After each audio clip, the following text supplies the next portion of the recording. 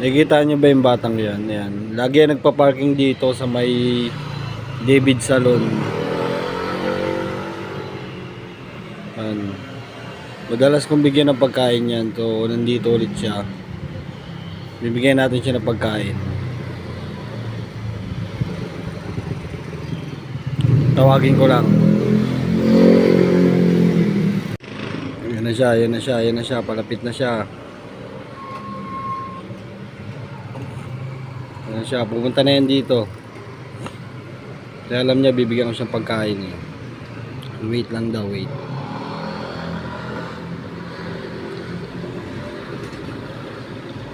Kumain ka na? Kumain ka na? Hindi pa. Ang ginagawa mo doon? Parking. Gusto mo kumain? So guys, yung bata na yun na nag-aaral yun, tapos lagi yung nakabike na dumadaan dito sa amin. Pero ilang beses ko na siya nabigyan pagka dumadaan dito yun, kasi minsan nagtitinda siya ng sampagita. Yan, ngayon nagpa-parking siya. So ito, buti na lang nagluto rin ako ng pagkain ko, kaya tinanong ko siya kung kumain na siya. Kaya sinabay ko na rin siya. So ito, papakainin natin siya. Sipag ng bata na yun.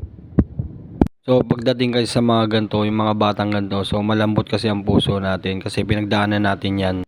So nung kabataan ko nga rin, so halos ganyan din naman yung mga pinagagawa ko. So nagawa kong mga lakal.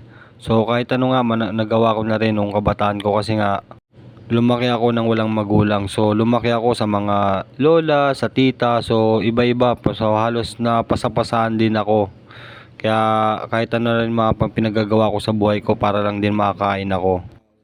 Kaya kahit walang wala tayo, kahit mahirap lang tayo, so kahit papaano naman nakakatulong tayo, hindi lang naman sa kanya. So kahit sa iba, kahit nung nasa San Mateo pa ako, yung mga batang nakikita ko sa kalsada, so pag bibit-bit akong pagkain, so binibigyan ko rin naman sila.